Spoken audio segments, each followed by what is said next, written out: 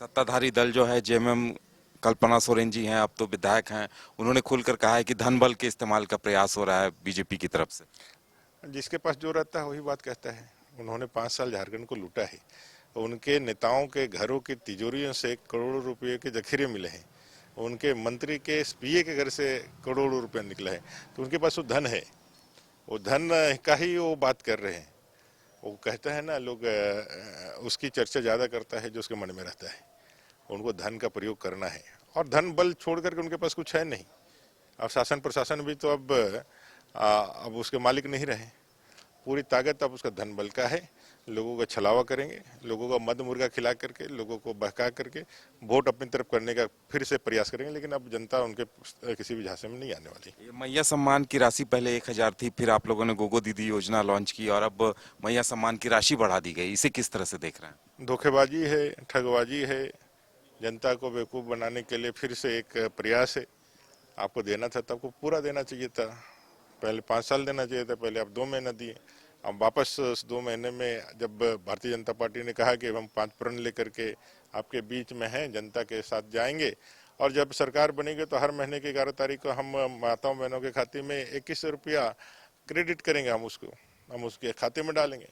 तब ये घबरा करके अपनी इस योजना का, जहां उन्होंने यात्राएं निकाली और इसको गेम चेंजर और ये और वो नाम दी, लेकिन कितनी हल्की योजना थी कि हमारे घोषणा मात्र से पूरे झारखंड प्रदेश में माताओं बहनों में एक गजब का उत्साह का संचार हुआ और 60 लाख से ज़्यादा माता बहनों ने रजिस्ट्रेशन करा लिया।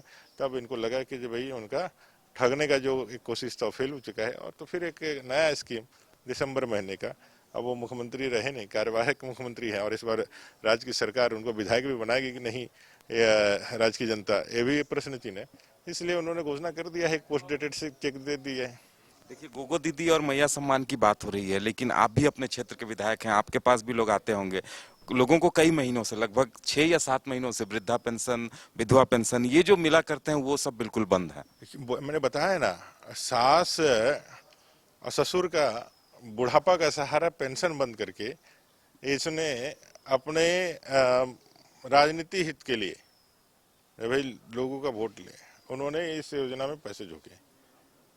पूरी तरह से राज्य के कई एक विषयों को उन्होंने पैसों को जो है डाइवर्ट करके, यहाँ पे आदिवासी दलितों का पैसा, उसके फंड का पैसा जो उसके लिए खर्चा होता है वो पैसा ला करके इसमें डाल के दिया, सिर्फ इसलिए कि भाई वो जनता को जो है बरगला करके अपने बीच ला सके। एक पूरी तरह से मुझे लगता है कि कर रहा है। तो मुझे लगता है जो कुल मिला करके आज मैं कह सकता हूं कि ये राज्य की सरकार का बहुत बड़ा एक असंवेदनशील कदम है।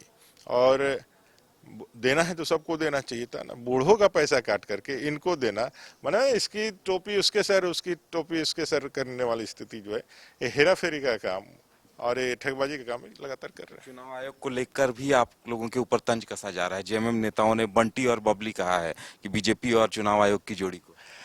आपको याद होगा पहले बार मैंने इस शब्द का प्रयोग किया था। मैंने कहा था कि भाई 2019 में एक बंटी था जो घूम घूम के लोगों को बेवकूफ बनाने की स्कीमें दे रहा था। 2019 में यह बंटी जब पलामू प्रचार में था तो कहा था कि पलामू को हम उप राजधानी बनाएंगे। वहीं 2024 में बबली जाती है और गढ़वा में कहती है कि हम गढ़वा को उप राजधानी बनाएंगे। ना पलामू उप राजधानी बना, ना गढ़वा उप राजधानी बनेगा। ये बंटी बबली दोनों मिलकर के झारखंड की जनता को बेवकूफ बनाने का और उनको ठगने का प्रयास कर रहा है। ये शब्द कहीं ना कहीं उनके कानों में, उनके जहन में गूंज रहा था, इसलिए इस शब्द का उन्होंने प्रयोग किया है। उनको भी मालूम है कि चुनाव आयोग एक संवैधानिक संस्था है।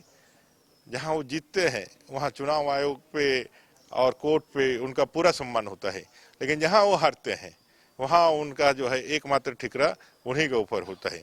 कभी भी पहले क्यों नहीं करता है? अभी तो उनको मालूम है निश्चित हार है, इसलिए पहले से ही एक माहौल बनाने का प्रयास कर रहे हैं। हरियाणा में तो उनको लगा नहीं था कि वो हारेंगे, इसलिए पहले कुछ नहीं किया।